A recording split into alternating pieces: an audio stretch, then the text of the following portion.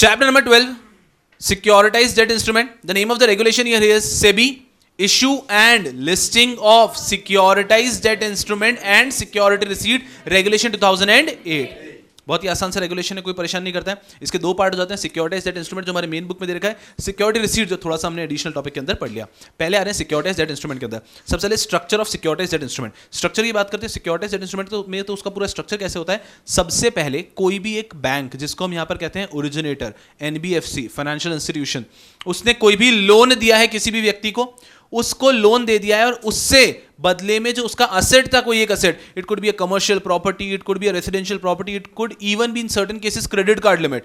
तो ये जो होता है ये हमने उनसे एज अ मॉर्गेज और एज अ सिक्योरिटी ले लिया है. ठीक है, तो यहाँ पे ओरिजिनेटर ने लोन दिया है और लोन के बदले में एक मॉर्गेज असेट ले लिया है. Let's take the example of a bungalow. दिमाग में परफेक्टली बैठता है. बंगलो ले लिया है. अब हमारे 2 करोड़ रुपए जा चुके हैं, बदले में 3 करोड़ का असेट है. लेकिन अब अगर बैंक को, ओरिजिनेटर को पैसे की जरूरत है, तो ओरिजिनेटर क्या करता है, they create an SPV, special purpose vehicle, special purpose distinct entity create की, उससे वो मॉर्गेज बेच दिया. ऐसा कहते हैं कि we sell the pool of mortgage to that SPV. SPV issues bonds known as securitised debt instrument with the underlying asset being this pool of mortgage, collects the money and pays off the originator. Are we understanding? ये basic structure होता है. इस प्रकार से steps दिए हुए हैं. What is securitisation? आसान भाषा में it is a conversion, it is a transformation of illiquid assets into marketable security. Easy. अब अगर इसके अंदर मैं इसके स्टेप्स पे जाता हूं टाइम पॉइंट वाइज. स्टेप्स. सबसे पहला we have to create SPV, SPD, okay, to hold the underlying asset. Step 2, originator sells the pool of mortgage to the SPV. SPV issues security to the investor with the help of investment manager, and then SPV pays the money to originator, उससे जो underlying asset लिया था. Steps काफी आसान. इसके बाद में अगर हम प्रोविजन के अंदर जाना चाहते हैं, सबसे पहले प्रोविजन आ जाता है हमारा SEBI, issue and listing of securitized debt instrument and security receipt regulation 2008. पहला प्रोविजन एप्लीकेबिलिटी के रेगुलेशन किस पे अप्लाई होगा. पहला, public offer of securitized debt instrument, listing of securitized debt instrument. Next is listing of security receipts and issue of security receipt to qualified investor. ध्यान रखना है. तो पहला पॉइंट हो जाता है public offer of securitized debt instrument, listing of securitized debt instrument. Third point में listing of security receipt and issue to qualified investor. Clear, qualified buyer. ये हो गया पहला पॉइंट. उसके बाद में आ जाते हैं हम लोग एलिजिबिलिटी में. क्या कैसे आप इशू कर सकते हैं. 3 एलिजिबिलिटी है. पहला, you have to create an SPV. Second, you have to appoint trustees. And third, you have to comply with this regulation and SEBI act. अब ट्रस्टी की बात करते हैं तो ट्रस्टी जो है ना, अगर कोई व्यक्ति इन फॉलोइंग पॉइंट्स में कवर होता है तो उसको फिर रजिस्ट्रेशन कराने की जरूरत नहीं 2008 रेगुलेशन के अंदर. वो पॉइंट्स क्या होते हैं. सबसे पहला, डिबेंचर ट्रस्टी, सिक्योरिटाइजेशन कंपनी या फिर asset reconstruction company under SARFAESI, NABARD, housing finance company, public financial institution, schedule commercial bank और any other entity set by SAB. ये सब लोग जो हैं, अगर ये लोग बनना चाहते हैं ट्रस्टी तो वो लोग डायरेक्टली ट्रस्टी बन सकते हैं. उसके बाद में अगर कोई व्यक्ति इनमें से कहीं पे भी कवर नहीं होता और उसको बनना है ट्रस्टी, तो उसमें क्या कंडीशन कंप्लाई होगी. पहला, the person needs to have a net worth of 2 crore. And secondly, उसके पास कम से कम 2 लोग होने चाहिए. Needs to have at least 2 person in employment. दोनों के पास होना चाहिए क्या, experience of 5 year between them, among them, and at least one should have a qualification in law and central government, state government और इवन फॉरेन यूनिवर्सिटी. क्वालिफिकेशन होना चाहिए. बहुत आसान. ये हो गई एलिजिबिलिटी की बात. एलिजिबिलिटी की बात अगर हम बात करते हैं launching of scheme. Launching of scheme के अंदर 3 पॉइंट तो लॉजिकल है कि एसपीवी जब भी अगर सिक्योरिटी इंस्ट्रूमेंट इशू करना चाहता है तो वो मल्टीपल स्कीम्स के थ्रू लॉन्च कर सकता है. सेकंड पॉइंट, अगर मल्टीपल स्कीम होती है तो they have to ensure that it is segregated, proper intermingling नहीं होनी चाहिए, अमाउंट पूरा सेग्रीगेट होना चाहिए. और थर्ड पॉइंट, एसपीवी और ट्रस्टी को ध्यान रखना है कि realisation should be held and applied correctly, कि यहां से जो पैसा आ रहा है जिस स्कीम के लिए वो उसी स्कीम के लिए पे ऑफ हो. फिर 2 पॉइंट्स जो आपको पता होने चाहिए. पहला, कि अगर एसपीवी या ओरिजिनेटर चाहे तो वो अपने पास क्या रख सकता है, clean up call option. And कोई भी एक्सपेंस अगर एक्स्ट्रा इनकर होता है तो वो ट्रस्टी बेयर करेगा, वो हम इन्वेस्टर से ले नहीं सकते. Launching of scheme. फिर आता है ऑब्लिगेशन टू रिडीम. तो ध्यान रखना है ट्रस्टी और एसपीवी का काम है टू एंश्योर के टाइम पे पेमेंट भी हो इंटरेस्ट का और टाइम पे प्रिंसिपल का भी रिपेमेंट हो. अगर कभी भी डिफॉल्ट होता है तो we have to say servicer, we have to ask servicer to take the requested action, कि जो भी आपको हमारा डिफॉल्ट हो रहा है तो उसके अंदर रिकवरी के एक्शन लेना चालू करो. उसके बाद में expected period, possibility of shortening और extension and circumstances in which shortening और extension will take place has to be disclose in the offer document. इसके बाद में सर्विसर के ऊपर आ जाते हैं. सब लोग एकदम ध्यान से, कल रिवीजन कर आए हो क्या, या फिर खौफ खत्म हो गया, कर आए हो ना, वेरी गुड. 3 एक्शंस हैं और 2 हैं जो ट्रस्टी को ध्यान रखना होता है. 3 एक्शन है सर्विसर के. पहला तो क्या, टू सब लोगों ने आपस में क्या करना है, उसको कोऑर्डिनेट करना है अमंग द ऑब्लिगेटर. जो भी ऑब्लिगेटर्स, बहुत सारे ऑब्लाइजर्स हो सकते हैं, तो ऑब्लाइजर्स जितने भी है ना, तो उसके अंदर कोऑर्डिनेशन करके रखना पहला काम हो गया. दूसरा, कैश फ्लो का administration, distribution and re investment, इन तीनों चीजों का भी ध्यान रखना है हमारे व्यक्ति को. उसके बाद में लास्ट आता है manage incidental matter. Trustee has to ensure कि वो प्रॉपर अकाउंट्स मेंटेन कर रहा है और उसके पास में adequate operational system and resources हैं. वंडरफुल. उसके बाद में एक लास्ट छोटा सा पॉइंट है कि अगर एसपीवी ऐसा डिसाइड करता है कि ओरिजिनेटर ही काम करेगा एज अ सर्विसर, तो उनको कॉन्फ्लिक्ट ऑफ इंटरेस्ट अवॉइड करने के मेजर्स लेने हैं. फिर आता है होल्डिंग ऑफ ओरिजिनेटर. ओरिजिनेटर के पास होल्डिंग हो सकती है maximum 20% of the total securitised debt instrument of a particular scheme, लेकिन ये लिमिट अप्लाई नहीं करेगी अंडर राइटिंग और क्रेडिट एनहांसमेंट के केस में. और ये प्रोविजन तभी अप्लाई होता है when you are going for public offer of units and listing of units. Maintenance of record. 4 point है. सबसे पहला पॉइंट होता है कि एसपीवी को मेंटेन करना है records including register of holder. Register of holder, if at all the holders are holding the shares in demat form, then the register maintain by depository can be considered as a register under this regulation. उसके बाद में ये जो आपका SPV जहां पे भी maintain कर रहा है, जिस भी जगह पे, सेबी को इन्फॉर्म करना है and these registers have to be maintain for 8 years. Winding up. 3 cases के अंदर आपका एसपीवी जो है, आपका जो स्कीम जो है वो वाइंड अप हो जाएगा 3 केसेस के अंदर. पहला, फुल्ली रिडीम हो गए, लीगल टेन्योर खत्म हो गया, या फिर एक स्पेशल रेजोल्यूशन पास करके जब आप चाहें तब आप रिडीम करके वाइंड अप कर सकते हैं. फिर आता है पब्लिक ऑफर. अब यहां से चैप्टर आसान होता जाता है विद एवरी पासिंग पेज.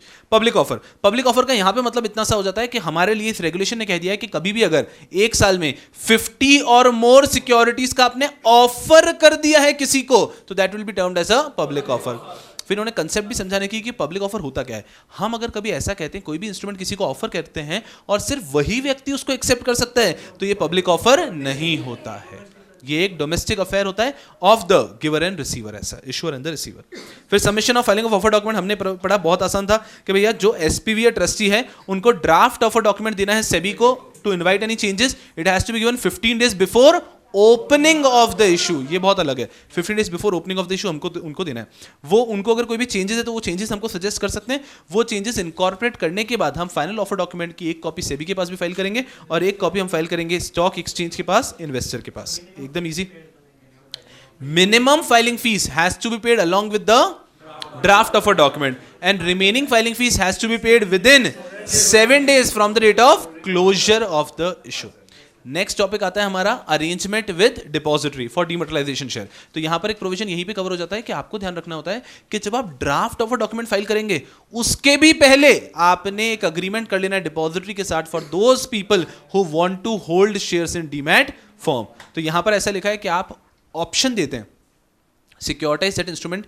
जब आप इश्यू करें तो आप ऑप्शन देते हैं कि आप फिजिकल में होल्ड करना चाहते हैं या डीमैट में. तो जो लोग डीमैट में होल्ड करना चाहते हैं उन सब के शेयर्स के लिए आप अग्रीमेंट कर लोगे with depository, but this agreement has to be done prior to filing of draft offer document. ये उसके पहले हो जाना चाहिए. बहुत ज्यादा आसान है.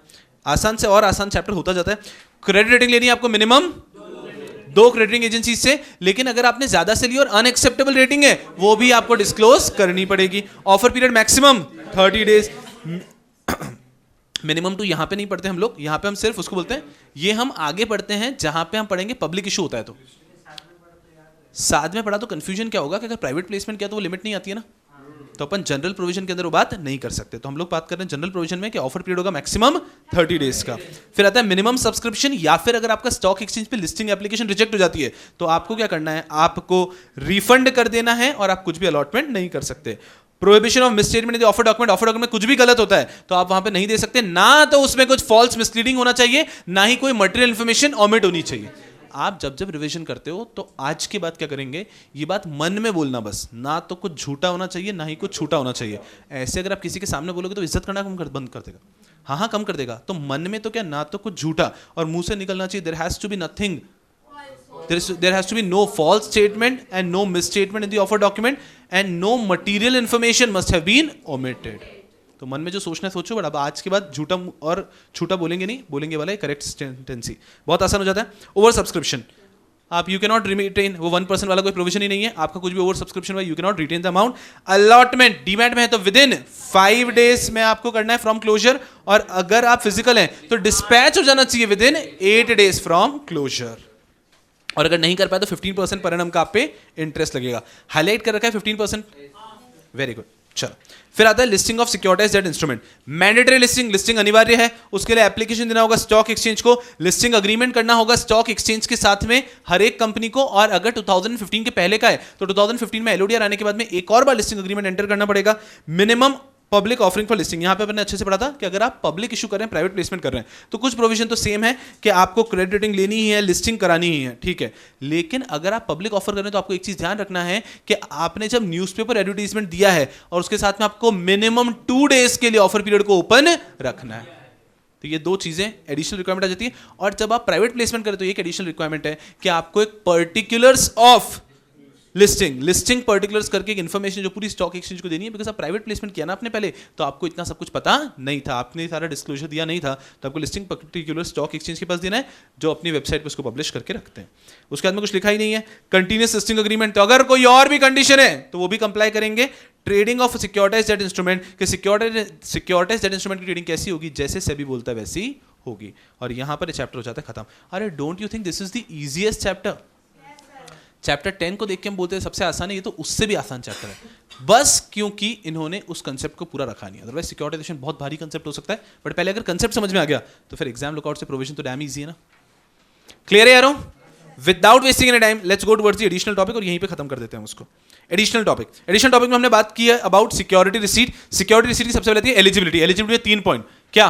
You have to comply with the guidelines of RBI, issue has to be on private placement basis and you have to comply with provision of 2008 का रेगुलेशन। Very good. इसके बाद में हम बात करते हैं क्या ये ट्रांसफरेबल होते हैं क्या? Yes, but only to qualified buyer and it has to be listed, means propose to be listed. फिर कंडीशंस आती है। अब रुको एक बार, कोशिश करो बिना देखे बोल सकते हो क्या? 4 इंपॉर्टेंट बोल दो बस पहले। प्राइवेट प्लेसमेंट पे होना चाहिए, 10 लाख का ट्रेडिंग लॉट होना चाहिए, maximum 200 in a financial year आप ऑफर दे सकते हो, it has to be in demat form. मन में सब लोग 4 पॉइंट बोलो, मन में 4 पॉइंट बोल पा रहे हो क्या? मन में बोलो, मन समझते हो आप? हर बात जो मन में आती इतना तेज बोलोगे बहुत परेशानी होगी जीवन में, तो ध्यान रखो, ठीक है? जिन जिन के साथ हुआ है सही बात बोलो। बहुत पिटाई होती है सर।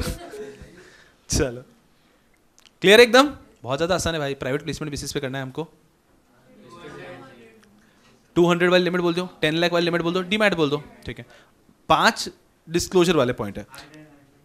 आरबीआई गाइडलाइंस को फॉलो करेंगे, रेगुलेशन को फॉलो करेंगे, ऑफर डॉक्यूमेंट के डिस्क्लोजर देंगे, क्रेडिट रेटिंग लेंगे, वैल्यूअर को अपॉइंट कर देंगे। Are we understanding? These are conditions for listing.